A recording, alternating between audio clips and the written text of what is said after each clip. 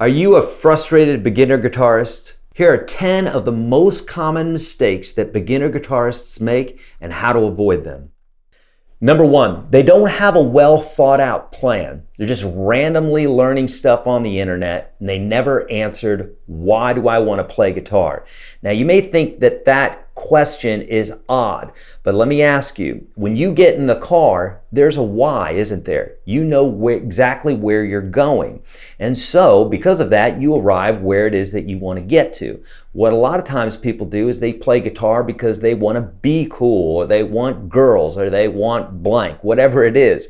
But yet, there's a million different paths that you can go on the guitar. Say campfire guitar, blues guitar, studio guitar player, live guitar player, pop guitar player. There's so many different paths that you can go. And if you don't truly answer that why, you might be going off into a path watching all sorts of lessons that, although may be good, may not be the thing that's going to deliver you to the place that you want to get to as quickly as possible. Number two, they don't practice regularly and consistently, and so the progress that they do make, they lose it by putting the guitar down.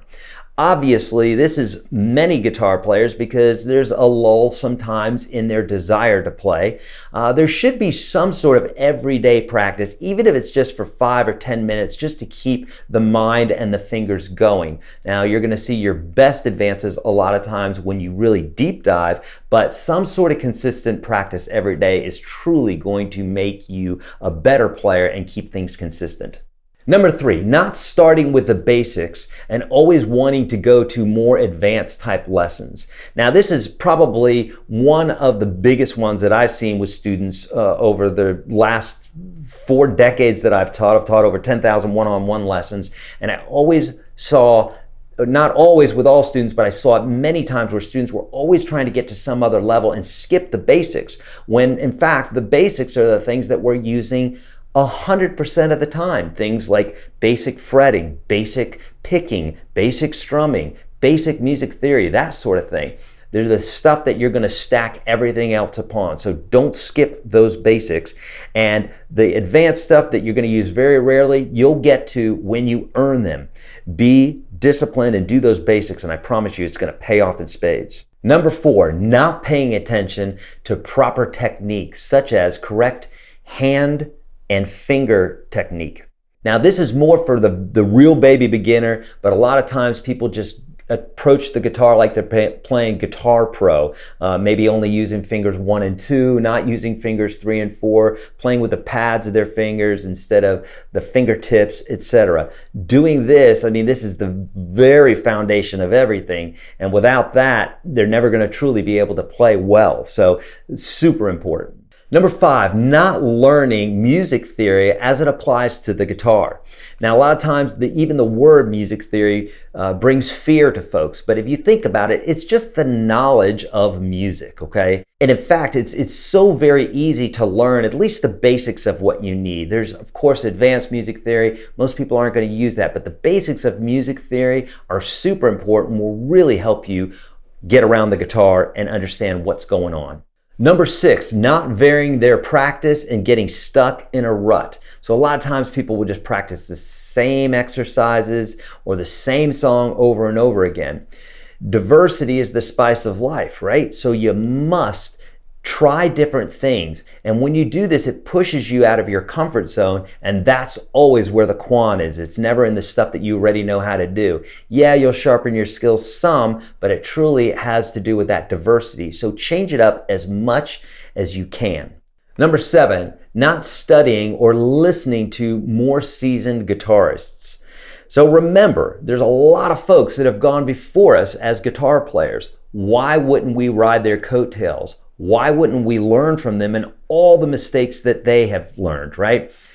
Just like standing on the shoulders of giants. If you're learning how to play Jimmy Page and Jimi Hendrix and Eddie Van Halen licks, then you're immediately learning from all the guys that they learned from instead of starting from scratch and just not listening to other guitar players. So yes, sometimes folks can lead you down a wrong path, but if it's a player who's not speaking out of ego and they truly want to help you and they have the knowledge, listen to them, gain their knowledge, use it to make you a better player.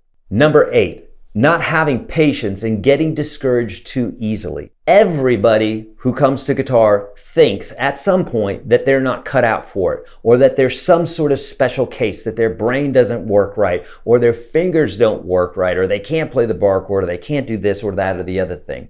And all of a sudden, there's a lot of self-talk telling them they're not good enough. Maybe it has to do with the way that they were brought up, things that maybe their parents told them, etc. These are things that we have to work through. But friends, I can promise you that we all come to the table with an even playing field when it comes to playing guitar.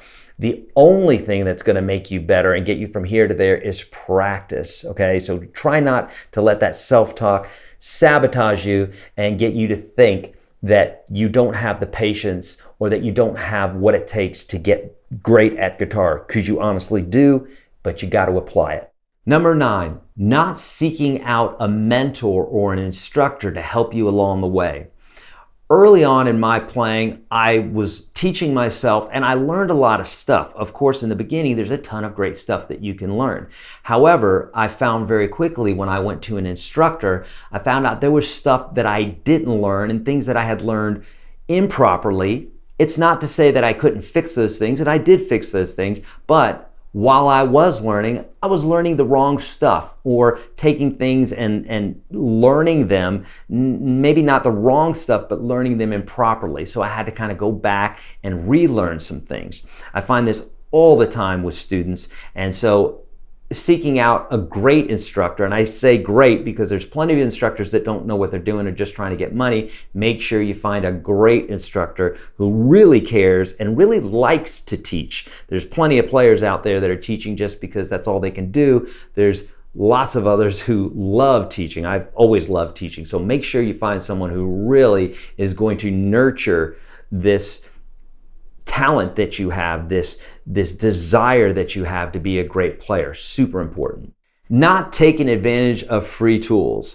Man, there are so many great free tools for guitar players out there nowadays. There's a plethora of them. Take advantage of these, my friends.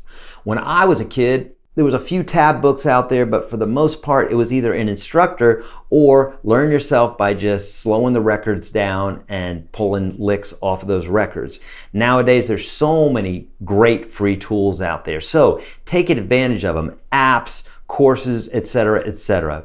Friends, I'm super passionate about playing and teaching guitar. I want to see you excel. Leave your comments below, like, subscribe. I'll see you in the next video.